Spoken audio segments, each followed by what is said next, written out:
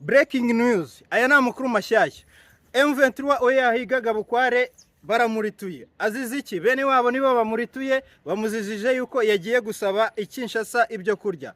Bene wabo bavuze gute? Bavuze ati ese wari ugiye gusaba ibyo kurya uri gutakira M23 udutakira.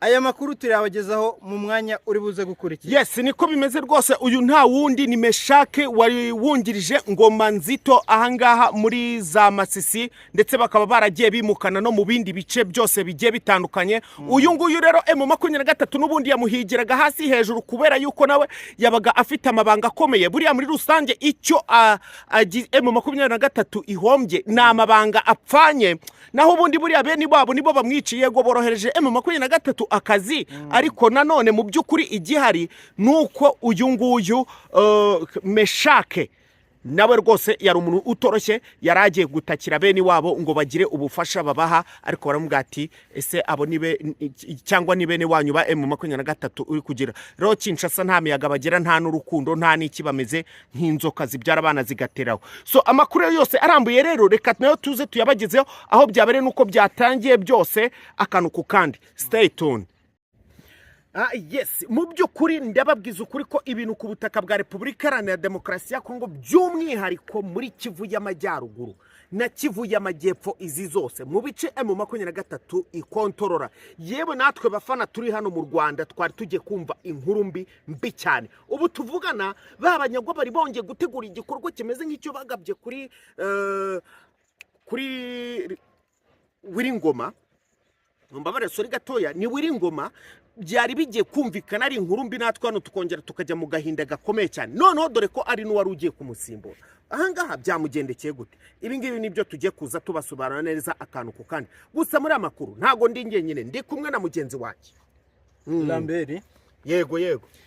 Turabasuje cyane, tugiye kubagezaho zimwe mu ngingo z'ingenzi z'amakuru twabateguriye, aho turi buze kugaruka n'ubundi mu burasirazuba bwa Kongo, aho muri Minembwe abaturage cyangwa se bakomeje kugabwaho ibitero by'ubwicanyi na za wazarendo n'ubusahuzi, aho leta ya Kongo yasabye abaturage b'Iminembwe cyangwa se ab'abanyamurenge kuba bakemera bakaba abanyagihugu bakayoboka leta iriho cyangwa se bakicwa.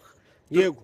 So ngaho nguko rero ayo makuru naho turaje tuyababwire, si ibyo gusa, nanone turaje tubabwire kubyo President Neva yamaze kuba ageraho neza ahangaha, amaze hano yagiye muri Gabo, ibyo yamaze kuba ageraho ndetse n'umusaruro w'ibyo akuyeyo, ndetse kandi nanone igihugu cy'u Burundi mwabantu mwe ndagira ngo mbabwize ukuri ko Nyagasani igihugu cy'u Burundi burya hari igihe tujya tuvuga ngo turacyanga, ariko iki gihugu cy'u Burundi kubera perezida wacyo ahubwo bose ngenda abona ari ukubakunda.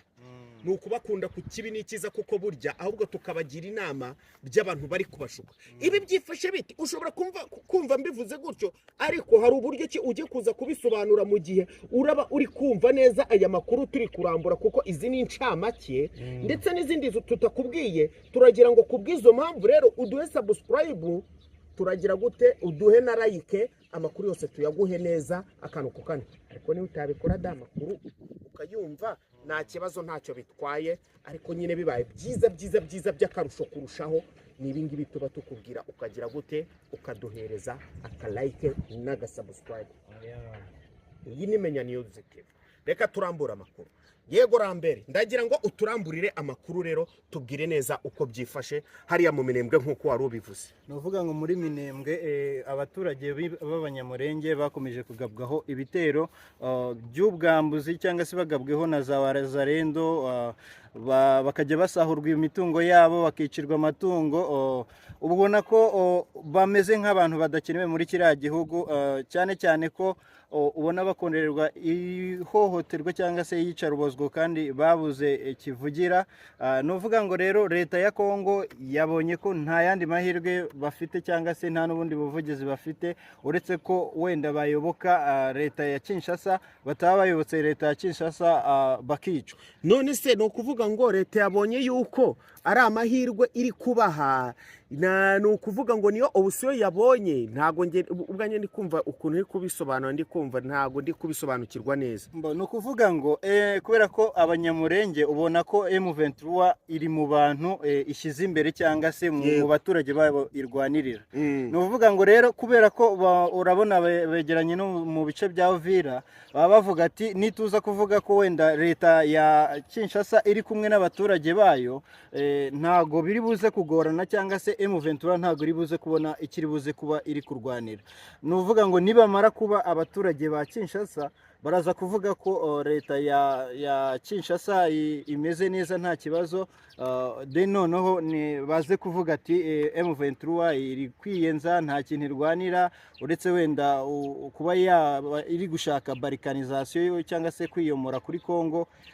Urebye n'ibyo hanini bigenda bigenderwaho, ubona ko hari n'abanyamurenge bamwe na bamwe bagiye biyomora kuri bagenzi babo bakita ngo utugara, bakiyunga kuri leta ya Kinshasa, abandi bakajya kwiyunga ku Burundi. Babonye ko banashimiye Perezida Neva ko yabarinze cyangwa se yabacunguye. Mu by'ukuri usanga bimwe cyangwa se bamwe na bamwe batabihuriraho n'abanyamurenge, babanenga cyane ko bababereye abagambanyi. So mu by'ukuri rero ni ukuvuga ngo igihe hari Kinshasa ubwo yabonye iki nyine kugira ngo dusobanukirwe neza n'iki yafashe muri rusange. Kinshasa nayo irabona ko nta yandi mahitamo ahari. Yahisemo iki? Yahisemo kuba yasaba igisa wenda ni amahoro kuri abanyamurenge, nabo babagabanyaho ibitero kugira ngo barebe ko pressure cyangwa se ni ukuvuga ngo muri rusange Kinshasa yasabye yuko ibintu byakoroha, kuko urabona abanyamurenge ni benshi bari hirya no hino muri Amerika ubona tuvuge ko ibitero bitari bwongere kuba muri za Rugezi n'ahandi he hose. Buriya leta ya Kinshasa ntabwo wayizera, bameze nk'abantu b'indyarya, umunota ku wundi barahinduka, ubona ko badashimangira ku byemezo baba bafashe. Ibyo wenda twabimenya mu nyuma, gusa leta ya Felix nta wayizera. Niko bimeze, byo kubizera byo biragoye, nta mpamvu yo kuvuga ngo umuntu yabizera bitewe nuko dusanzwe tubamenyereye, yaba ahambere aha kabiri aha gatatu kugezana n'ubu ngubu, kugira ngo aba bagabo ubagireho icyizere biragoye cyane. So hagati aho rero mw'abantu mwe nk'uko nabibabwiye, uyu nguyu bamwita Nsabimana. Uyu nguyu ni uri gutekerezwa ko agiye kuba yasimbura Liyetona Koloneli Wiringoma. Kinshasa iyo rero turi kuvuga ngo iri gusaba ngo amahoro n'ibiki ubundi yakakwiye kuba ihera kuri ibi. Ubu tuvugana uyu mugabo hari habuze gatoya ku munsi w'ejo bari bamurituye neza mu masaha y'umugoroba, kuko ibintu byari bijye ku ibindi ubwo bamwoherezagaho drone aho bari iyi drone ikamuhusha. Iyi drone yaramuhushije. Ubu tuvugana uyu mugabo ni muzima cyane rwose 100%. Ariko nanone Nyagasani, ubundi ubu Kinshasa iradushaka hikiko. Ako se njyewe ndimo buriyara urimo kuko nawe uri kubavugaho ntago wabura kuri. Ariko ndanabemera ndanabemera. Mw'abantu mwe rero mu by'ukuri Kinshasa yari yamaze kugaba igitero gikomeye cyane, kirabahusha, barasa ahatariho ntihabaturikana. Ariko ayandi makuru turi kugenda tuyakusanya turebe ese ubundi cyateye giturutse mu cyerekezo, ese ubundi kugira ngo bahushe target byagenze gute, niki cyabaye. Ibyo byose rero turacyari kugenda tuyikurikirana neza akantu ku kandi. Iyo ni update yari tugezeho tutari twamenye mu makuru yabaye ni mugoroba. Kwa ko mu gitondo twabyutse tudafite amakuru yose neza, ariko izo update ngira ngo nazo muzumvishije uko ziba zimeze hariya ku rugamba. So hagati aho nanone rero mw'abantu, ayandi makuru twavuze kuri Neva. Twavuze kuri Neva, uyu mugabo hariya muri Gabo, ibyo yagiye gukorayo birasa naho rwose biri kubyara umusaruro ukomeye cyane, kuko amakuru amwe namwe ndi kugenda mbona nuko kujyayo byereketse abahungiye yuko bagomba kuba banajya no mu gihugu cyabo bakajya gushorayo imari. Ibintu byanshimishije cyane rwose. Nanone kandi ikindi icyo we yagiye kwisabira, bamaze kuba bamubwa ko icyo kintu bagiye kukimwemera rwose, bakaba bakimuha, kwako nta kintu nabo bari kukiba biriya bwirinzi bwa air defense, ubwirinzi bw'ikirere, ko bagiye kuba bagira gute babumuhereza kuko nabo ntacyo bari kubumaza bitewe nuko bo bafite ubundi burenze ubwo ngubwo.